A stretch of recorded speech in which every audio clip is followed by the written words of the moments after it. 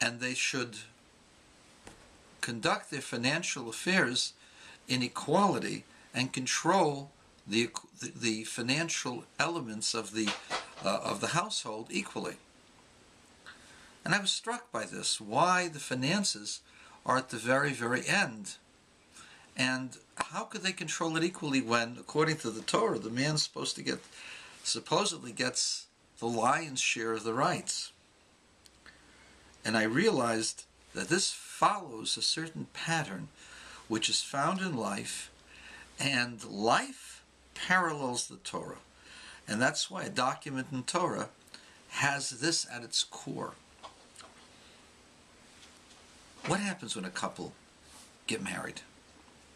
The first thing is that they begin to engage with each other. They begin to see if they can fit in, if they like each other, if the person looks nice, if the person has a nice personality, if you can get along with the person, if the person's hobbies and interests match yours, that you can have a commonality in your lives. And that is the opening. The more you see each other, the more you see how well you can fit in, how each one can actually contribute to the other person's life. And they begin to feel how they are very comfortable with each other and they can actually get along. Besides love, you have to like your spouse. You have to like what the spouse is all about. You have to like the person that the person is. And so you have to have similar likes and dislikes. You have to be able to just get along on a normal basis. And then the next level I call enthuse. After engage, that you like each other, you then have to see if you're enthusiastic about continuing this relationship. Why would you be enthusiastic, or why wouldn't you if you get along so well? Well, if you have different ideas about what life is all about, what your goals are, what are the things that you want to accomplish with life, what kind of a life do you want to lead, what kind of an impact do you want to make on the world, what is it that motivates you? In 50 years, how are you going to be living? What is your vision? Do you share the same vision? The same visions of a family, the same visions of purpose, of involvement. It could be you like to travel, you want to travel the world. You like to go ahead and build a large house. You like to live in the seashore and go scuba diving. Whatever it is. Or you want to have a life based on the Torah and you want your husband to study Torah as much as he can, and you want to have that kind of life with a lot of people around that you can go ahead and influence. Is that the kind? What kind of life do you want to have? That's called enthuse. The outlook, the general outlook. If you want to go scuba diving and your spouse wants to study Torah, this is not going to be a match no matter how much you like each other. You just have different outlooks and different expectations of what you want to get out of your life. And so, in order to be enthusiastic, you have to have a long-term goal that is similar.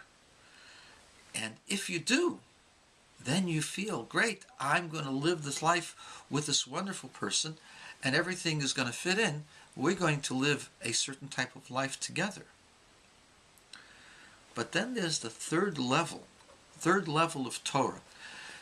First level of Torah is engage. Try to see how things fit in. Enthuse is the philosophical, long-term looking at a thing from above, from a skyscraper's view, just to see what the horizon looks like, to see the overview of what the field is like. That's called enthuse, to see what the purpose, long-term goal is going to be. What is empowerment? Empowerment doesn't mean looking to the future and your past engaging. Empowerment means that you feel so comfortable with the other person that the other person can decide on your behalf, and it's as if you decided. When you have someone that you trust, that whatever they decide is exactly what you would do, then you have a colleague an associate, a partner in life like no one else. Because even when you're not around, in your absence, you know that your affairs would continue exactly as you wish them to.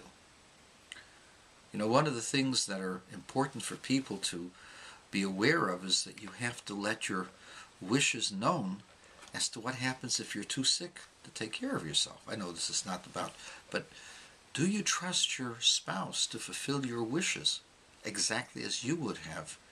Would you have the ability to discern? What if you can't discern? Do you trust your partner with your finances and with your life as if you were doing it yourself? And if the answer is no, you haven't reached the level of empowerment. And that's what's found in the last line of the Tanaim, that they will equally share in the finances. That means that they both feel comfortable with each other and trust each other to be able to do things on their behalf exactly as they would have had it been them.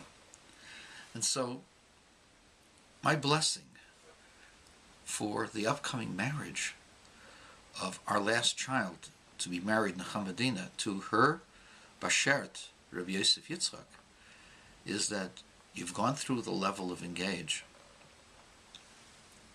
You're enthusiastic. You're both enthusiastic, which is the second level of Torah and the second level of a relationship. You both have similar goals in life. The next thing should be empowerment. You should both feel so comfortable with each other that each decision that you would make, the other party accepts because it would have been their own decision. And that's what empowerment is like. And that was the relationship that the Lubavitcher Rebbe had with his shluchim. The Rebbe never questioned the shluchim about their decision. It was as if he had made that decision, because he knew that whatever had to be done, the shliach would do it exactly as the Rebbe would, because we all would ask ourselves, in such a case, what would the Lubavitcher Rebbe do? And that is the third level, the level of Chassidus, called the level of empowerment. And now, in terms of our relationship with God, that's also a marriage. Whenever a couple get married, it's as if we are getting married to God all over. And how do we as people, as little tiny specks, expect to be married to God? And the answer is as follows. Engage. We have similar likes and dislikes. We like a world of kindness. We like a world of commitment. We like a world where people help each other, but not to the point where people feel needy and they can't do things for themselves, but rather people are pulling their weight, but when they need, people will be helping them. We need a world of kindness and love. If a person gets sick, there are people to lend a hand. If a person has a joyous occasion, there are people who are going to help out. We want a world of goodness and a world of kindness, and we like that world. We like that kind of a world. So we have the same likes and dislikes as the Creator. And then we're enthusiastic about the long-term kind of life that we wish to lead, just like God does. We want to go ahead and raise children to go in the ways of goodness and kindness and study the Torah. We want a world that's going to be transformed to a world of truth and justice and goodness and kindness and wisdom and understanding. And now that we have engaged with God and we become enthusiastic about your world, God, we want empowerment. We want the ability to change our world.